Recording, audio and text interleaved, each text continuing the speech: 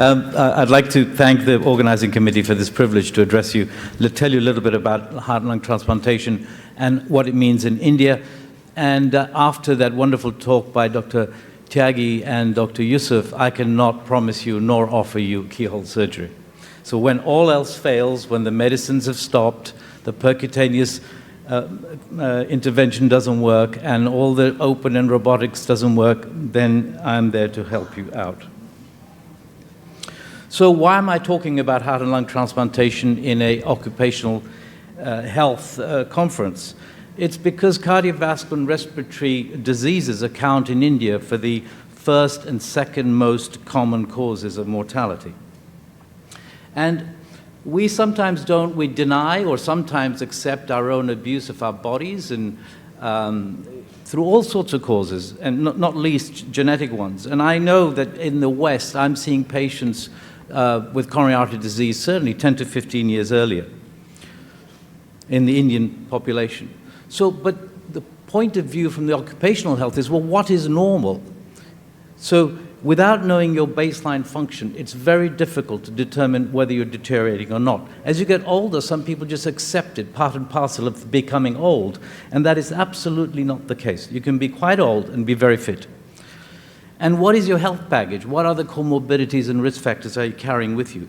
And those should be part and parcel of your employment assessment initially, because that allows the employer to then fit you to a particular job, move you as your disease might progress to a job that you can still do through a timely multi-skilling, and therefore it retains work staff and of course prolongs your career. Let's not forget that in India it's one of the world's third ranking worst country for respiratory diseases. It accounts for almost 20% of the world population, but accounts for over 30% of the global respiratory burden. And similarly, cardiovascular disease, as Dr. Tyagi mentioned, is an increasing burden on the Indian healthcare system.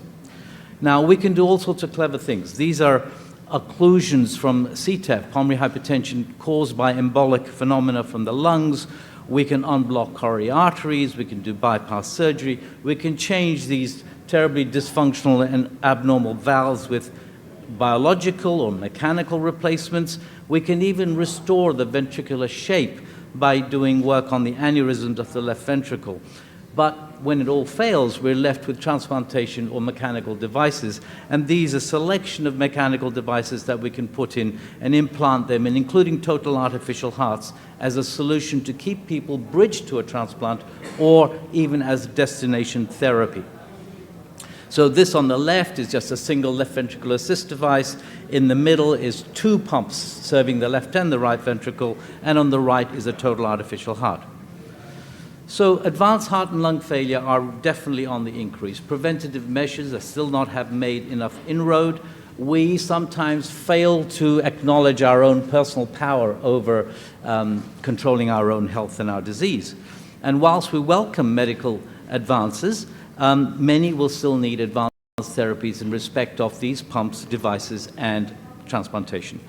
I'm not going to teach you about what causes heart failure. You're all pretty familiar with that. It's really there just by way of scanning down there. But what is important is that we fail to recognize that if you just stick to NYHA class, it is not good enough, because people can move in and out of NYHA classes. You can give them diuretic therapy, and they can go from 4 back to 2, and you think the patient's well. That's not how it works.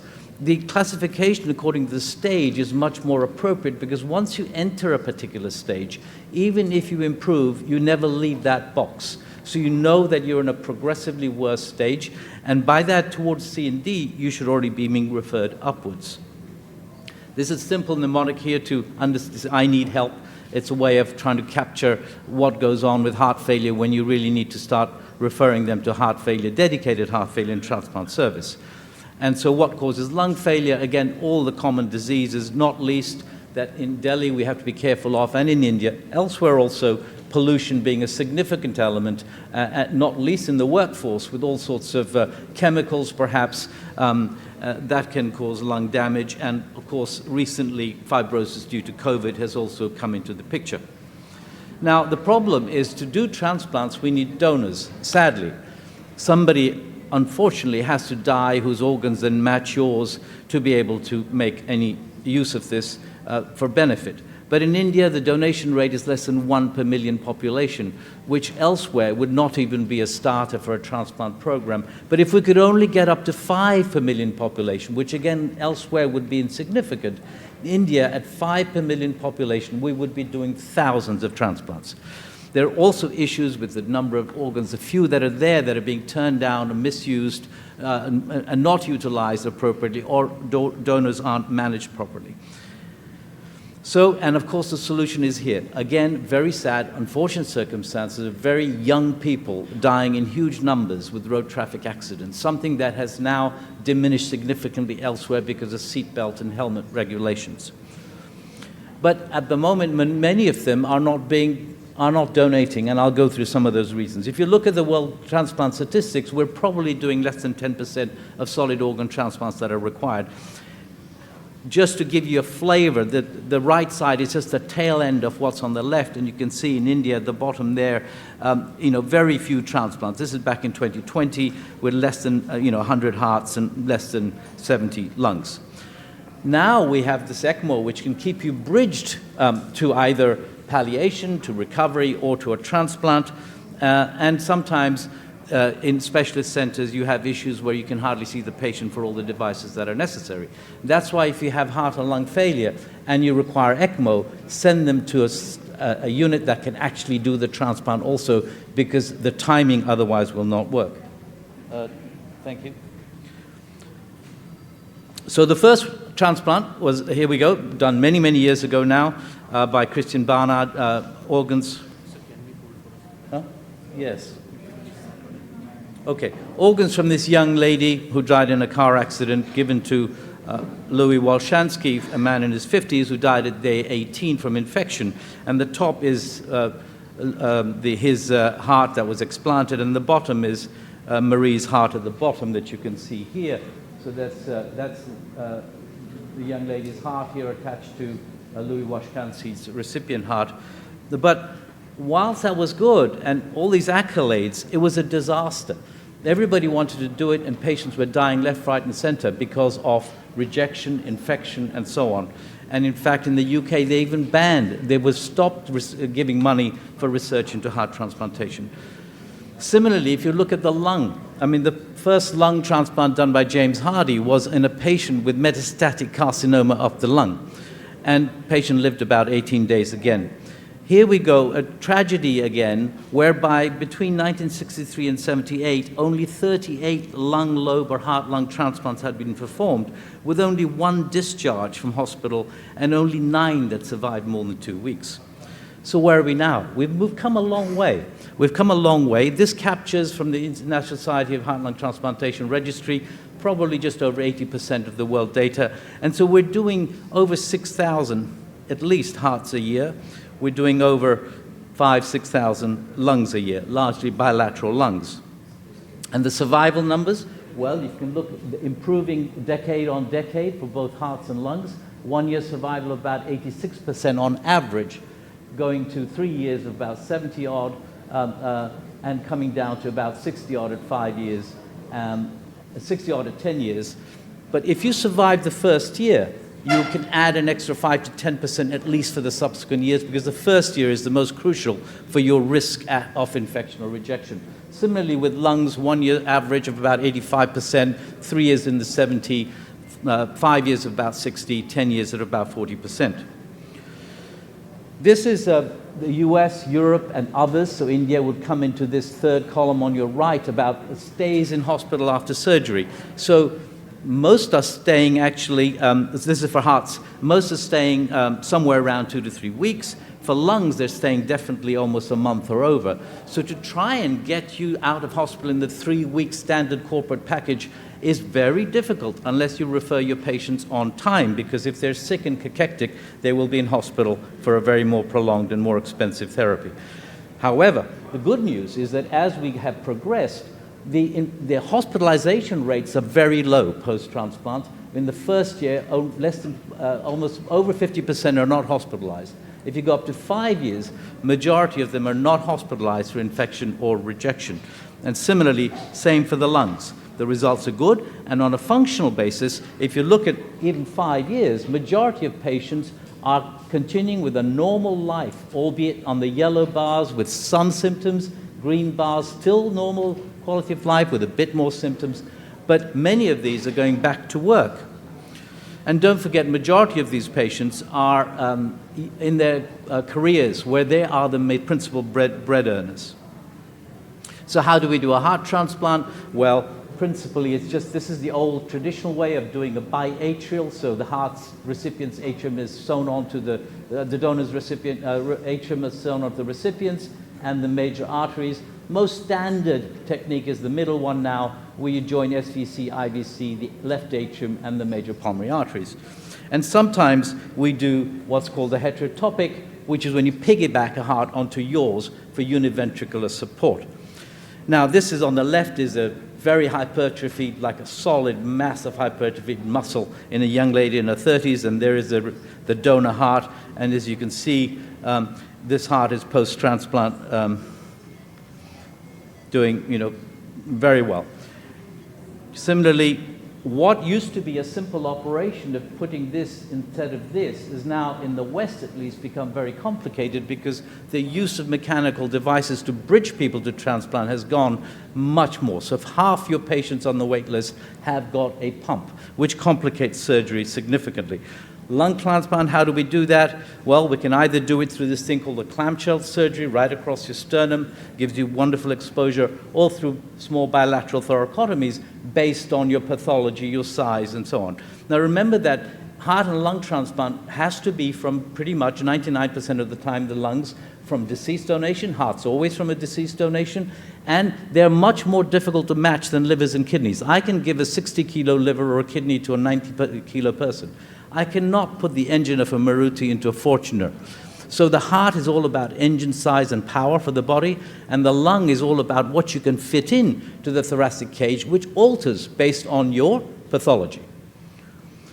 So these are just pictures, operative pictures. You can see the lung here. It's very diseased. It's a fibrotic lung, and anastomoses of the atrium, the bronchus, and the pulmonary artery. And here, beautiful donor lung here, which has been implanted, and you can see this in contrast to what's still got to be transplanted on the right side here, which is that fibrotic lung. And sometimes they're as bad as this, which, if they've got adhesions, require this clamshell operation. And this particular patient, X-ray post, some problem, post-operatively and at the time of discharge, when you wouldn't think he's had any operation done at all. Thank you. But lungs don't always, and when they come, the donor lungs are nice and the patient is a suitable candidate, I can do them, and my colleagues, through little minimal access, if you will, lung transplantation. In India, as you can see from 2020, numbers are growing, over 200 hearts a year. Lungs still not up there, probably just over 100 if we're lucky. But the biggest hurdle is the timely of referral, because they're being referred too late. So a lung patient is being referred when they can no longer do a 6-minute walk test, or they can no longer do a lung function test, which elsewhere would even preclude you often from going on the transplant list. And it then disadvantages from having access to this life-saving therapy. If they lose so much muscle, the new lungs will do nothing. The lungs are just passive. And so unless you have the muscle to move them, you are not going to get any benefit, and it just becomes an assault on somebody's body. So let's extrapolate numbers for India's sake. If we transplant lungs and hearts at the rate of the UK, Australia, or USA, at rate per million population, so transplants per million population, if we take the best, let's say, Australia for lungs, which is 12 per million population, we'd be doing over 16,000 lungs in India. If you did the American for the hearts of 11.2 per million population, we'd be doing over 15,000 hearts. Don't forget, this is less than 10% of what is required. Sometimes lungs don't come nice, and they come rather nasty. And sometimes the standard preservation in ice doesn't really help us. And so we've had to move to machine perfusion of various iterations. The important ones on the bottom right of your film. I'm very used to using in Australia the bottom right, which is when you actually put the lungs on that machine at the donor hospital, and you actually carry that with you on a plane or an ambulance or a car, working. The lung is ventilating. While the bottom right, on the left-hand side, this one here, you have to bring it on ice and then put it on in your theaters. So you can do bronchoscopy, you can do all sorts while you're traveling, and you'll see that these lungs now, I've just opened the lid of this device. This is a very, very expensive device, as is the heart that I'll show you in a moment. But there's no reason why we can't make these in India, these devices, for the local market. As is the same problem with those artificial pumps for the heart. They're so expensive. People in India are dying desperately for lack of finance to use these devices, when we could, in India, develop for local purpose, at local affordability, devices that are just as good. But we need investment from corporations, from philanthropists, which is not as readily available, as I see in India, as it is elsewhere. So you mentioned a donation after circulatory death. Some people call it dead heart transplant, cardiac death. We've moved on from that, so now we call it donation after determination by circulatory death, so the individual is dead before the donation. As you see in Europe and elsewhere, the percentage of donors from this pathway contributing to transplant programs is now very high. In India, there were only 4 done that way by Vivek Kute's group in kidney transplants in Gujarat. But if you look at the outcomes, whether it be from brain death or circulatory death, the outcomes are very good and almost the same. And so while the first heart transplant was also a so-called DCD heart transplant, it was followed by a group in Denver who did 3 children, and then we did this sort of a research protocol to see if we could resuscitate a human heart that had stopped working. And this lady that we wrote up about, a 56-year-old lady, after 17 minutes of cessation of her heart, she came into theaters. I put her on bypass with my colleagues, and within 4 minutes, the heart started beating in spontaneous sinus rhythm. So I knew that this was workable. We then went in Australia, started with pig hearts, and then moved on to this device here, where you can bring your heart pumping along with you as you travel and assess its function. And this is, just for your benefit, this is the DCD heart donation. It looks awful on the machine, so I was going to use it only to recover the valves, but it got better and better as I watched that, and then I decided to transplant, and that was the first global DCD heart transplant, and of course that has been written up about, and the results are phenomenally good, no different from the standard, and after so many years, almost 10 years now, finally there are about 300 such patients around the world benefiting from DCD heart transplants, and that's the lady who got transplanted, my cardiology colleagues in Sydney, and this is 8th birthday last July, and she's still doing remarkably well. Now you may have heard, where else do we go? Xenotransplant, you may have heard about how you modify a pig to develop cells that are much more friendly to the human, and a gentleman underwent transplantation last year and survived exactly 60 days. And while that may be seen as a negative outcome, it actually was an enormous milestone in the history and evolution of thoracic transplantation. Now, I'd like to just briefly, towards the end now, talk about some of the issues that have been a problem. Is that in India it's very difficult. There has not been a sufficient recognition of the number of people involved. I may be here talking to you, but with me is an enormous team across the disciplines that can veto a transplant or a recipient, and that are involved crucially in the perioperative, most importantly the post-operative phase, and not least in the post-discharge survival of the patient. I don't consider a discharge from hospital a success. The patient must survive longer than he or she would have done had I not done the transplant. Otherwise, there's been no benefit. And so it's not about a personal campaign to do a transplant. It's about having the team and the expertise to deliver this for the survivorship into the medium to long term. So what do we need to do? We need to continue doing some fantastic work that's going around the country with informing the community to donate. If you look now at Gujarat, Telangana, Karnataka, phenomenal donation rates. We need to remove the potential bias from donation process. This is still happening, unfortunately. The teamwork and transparency. We need to publish our data. We need to have a national robust registry. Once we have that and we get the donation rate up a little bit, India will be contributed more transplants than anybody else in the world. Here in India, we'll be writing all the papers on transplant and evolving the discipline if we can only work more collegiately in that sort of environment. And finally, both heart and lung transplant give good outcomes. The reason nobody knows is because we have not got transparent registry data. There are not survivors readily in the community to be the ambassadors to tell the community, listen, donation is a good thing. Everybody said to me, what are you doing going to Haryana and Delhi for a heart and lung transplant program when nobody's succeeded, only a few are being done, and nobody donates? I completely disagree. I think the people are generous. They will donate. India has one of the highest rates of corneal donation, something people really think twice about donating anything to do with their eyes. It's all about seeing the change. And the people, because this is in the corporate sector, often it's unaffordable, we need to make it affordable. We also need to make sure we do a lot of funding, raising to help those in the community where the donations largely come from. This is a man in his 50s who was transplanted a couple of years ago in India after I came, and he sent his picture just the other day only to show us how well he's doing. He's back in the police force doing his work that he loves best. Thank you very much. Happy to answer any questions. Thank you, Dr. Dhital, for this excellent deliberation. Before I open this house for question, I have a personal question to ask you. What is your experience with post-COVID lung transplantation? Yep. Actually, why I am asking, the literature says that fibrosis in post-COVID lung comes down with the time. It is the only case where the fibrosis is recoverable. So is there any lag period which you wait for?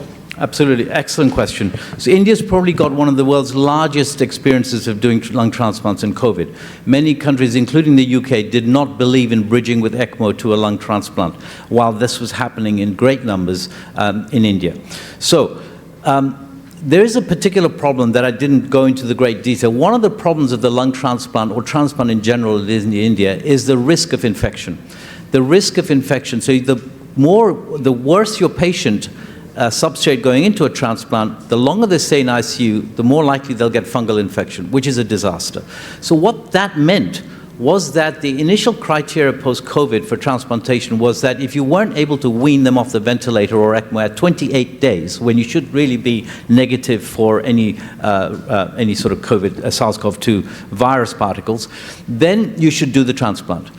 Actually, as has just been alluded, when you look at the advice from the busiest center in Toronto in Canada, what they found was people on ECMO had terrible looking lungs even at 10 weeks, but give them 12 weeks and some of them seem to have recovered fully with almost normal looking lungs. So the latest is wait 3 months even on ECMO. But sadly, we cannot in India, while people have been on ECMO for months and months, it is on balance an inappropriate therapy to wait the 3 months because the infection risk, cachexia, is so high that you're better off transplanting them somewhere in between if you're fortunate enough to find a decent match. The so-called fibrosis post-COVID is a different animal altogether. So it's not your typical fibrosis we see. However, there is a fixed element of that fibrosis in many patients who are now suffering from long COVID. So we're going to see a lot of patients out there with all sorts of different organ and tissue issues related to long COVID, and predominantly of respiratory failure. So I urge you, particularly in the occupational health, if you've had patients who've had COVID, please do their 6-minute walk test, do their baseline spirometry, so you know whether they're deteriorating or not, and you can mobilize your workforce appropriately with the suitable job so that they don't get worse just because you've stuck them in a particular place that may actually be a risk to them. The house is open for questions. Anybody who has any query or question can ask Dr. Dhital. Thank you. Another thing. Sure. You, in the last slide, you showed that the peak heart to human transplant. As far as I remember, in India, one gentleman from the Northeast tried. Yes. And it failed. Yes. So what is the difference? Why that failed and why now it has succeeded? It's two different things. This one in the US now and happening in Europe has been on a prospective, very well controlled, written about, managed, funded, ethically allowed research that has come to culmination after a huge amount of expenditure and thousands of people being involved.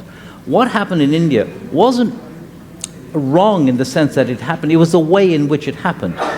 Actually, I personally would, if only his data and his experimental work that he did with his Chinese colleague was open to scrutiny, that really should be now in the books as the historical first xenotransplant.